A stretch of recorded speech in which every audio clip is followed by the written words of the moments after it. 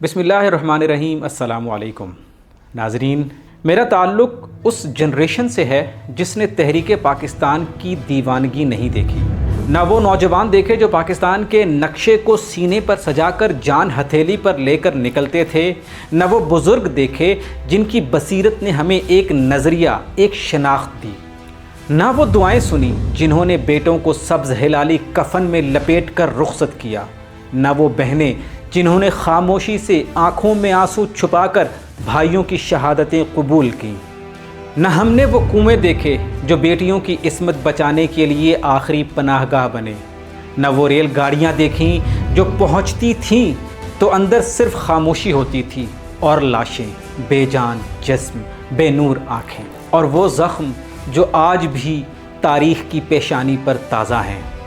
میں نے اور ہماری اس نسل نے 14 اگست 1947 کا وہ لمحہ بھی نہیں دیکھا جب پاکستان بن گیا۔ میں اس لمحے کی حقیقی خوشی سے بھی ناآشنا اور اس کے بعد کے مصائب سے بھی ناواقف ہوں۔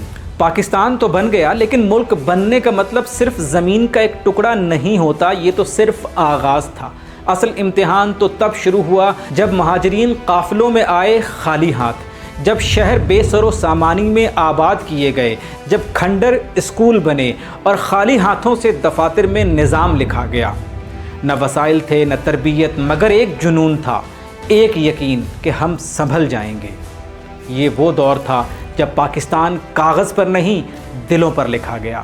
میں اس نسل سے بھی ہوں جس نے 1965 کا جذبہ اپنی آنکھوں سے نہیں دیکھا، نہ وہ شعلہ بیان تقریریں سنی، نہ وہ ریڈیو سنے جن پر صرف 2 جملے گونجتے تھے: دشمن پسپا ہو رہا ہے اور قوم متحد ہے۔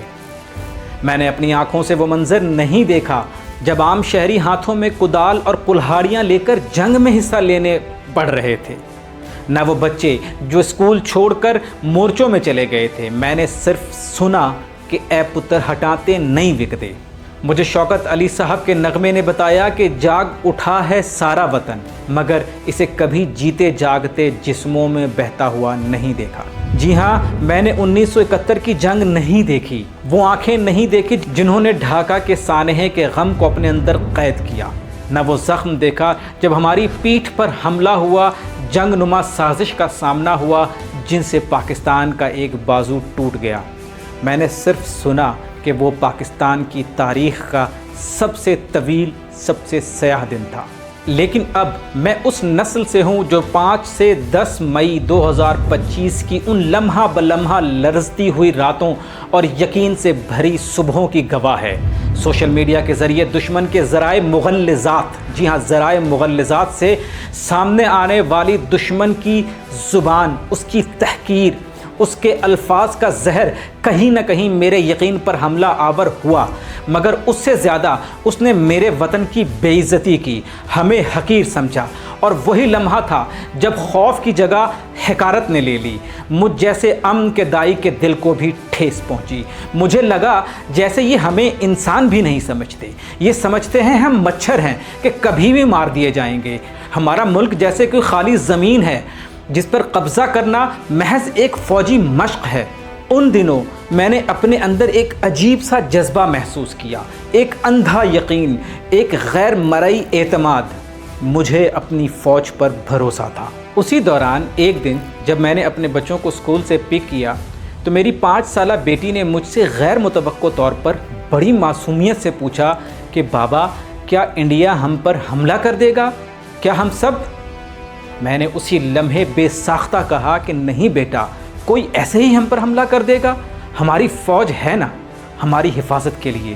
لیکن میں اس کے معصوم سوالوں کے پیچھے اس کی کلاس میں اس جیسے معصوموں کی ذہنی کیفیت کا اندازہ لگا چکا تھا۔ اسی لمحے میں نے دل ہی دل میں خود کو بھی قربانی کے لیے تیار کر لیا کہ اگر وقت آیا تو ہم بھی وہی کریں گے جو 1947 والوں نے کیا تھا۔ اس احساس نے مجھے بارڈر پر لا کھڑا کیا جہاں میں نے ایک الگ ہی پاکستان دیکھا۔ ایسا جذبہ، ایسی یکجہتی، ایسی للکار میں نے پہلے کبھی نہ دیکھی تھی۔ وہ دن جب ہم ذات، علاقہ، زبان، فرقہ سب بھول چکے تھے، بس ایک لفظ، ایک پہچان، پاکستان۔ 9 और 10 मई की दरमियानी शब मैंने नूर खान एयर बेस पर होने वाले धमाके की आवाज़ अपने कानों से सुनी। फ़ज़ा में एक लर्जा, एक बेचैनी, लेकिन चंद ही लम्हों बाद मेरे जांबाजों की सफ़ से DGISPR टीवी पर नमूदार हुए और उनके अल्फाज नहीं, उनकी आँखों का सुकून, चेहरे का सुकूत मेरे दिल को तसल्ली दे रहा था। उन्होंने कहा, दुश्मन ने हमले की गलती कर दी है, हर गलती की एक सज़ा होती है, अब वक्त बदला है। ये अल्फाज नहीं, ये वादा था, मेरे ज़मीर को यकीन दिलाने वाला वादा। मैं फजर की नमाज़ पढ़कर सो गया और जब मैं जागा तो पूरा डिजिटल भरा पड़ा था। मेरे स्क्रीन, मेरे ग्रुप्स, मेरे पेजेस बुनियानो मरसूस की सदा से गूंज रहे थे। ये आवाज़ें सिर्फ अल्फाज न थीं, ये मेरे सिपाहियों के कदमों की चाप थी, मेरे सरहदों की सांसें थीं और मेरे वतन के दिफा का तराना था। हमारे शेरों ने दुश्मन को धूल चटा दी, हमारे पायलट्स ने आसमान को भी हथियार बना दिया। मैंने सुना था कि फरिश्ते आते हैं, मगर उस रोज़ मैंने रब का जलवा महसूस किया, उस धरती पर, उन लोगों में, उन आँखों में जिन्हें पाकिस्तान अजीज़ था, जान से भी ज़्यादा। उस दिन मैंने महसूस किया कि मेरी गैरत पर सबसे बड़ा हमला मेरे वतन पर हमला है और मैंने पहली बार दिल से समझा कि पाकिस्तान कैसे लाए थे।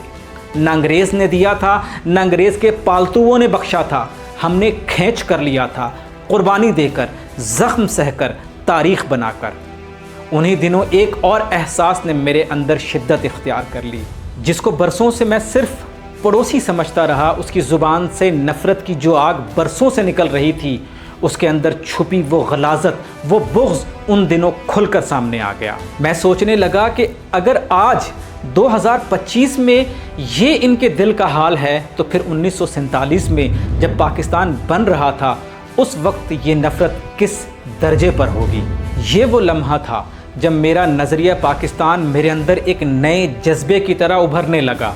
मैंने पहली बार अपने बुज़ुर्गों के उन नारों को सिर्फ अल्फाज नहीं, बल्कि एक तारीख़, एक सदियों की जिद्दोजहद और एक अक़ीदे का ऐलान समझना शुरू किया कि लेके रहेंगे पाकिस्तान, बन के रहेगा पाकिस्तान।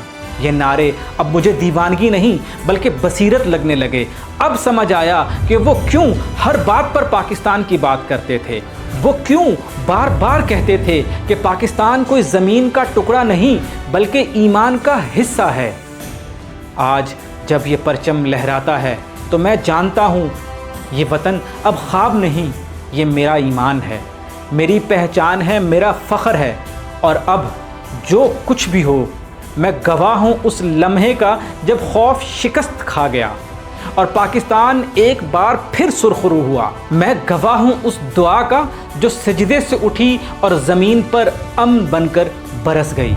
मैं गवाह हूँ उस कौम के जागने का, उस ईमान के लौट आने का और उस ख्वाब की ताज़ा ताबीर का जिसे पाकिस्तान कहते हैं। पाकिस्तान हमेशा जिंदाबाद। हम रहें न रहें, पाकिस्तान रहेगा क़यामत तक के लिए।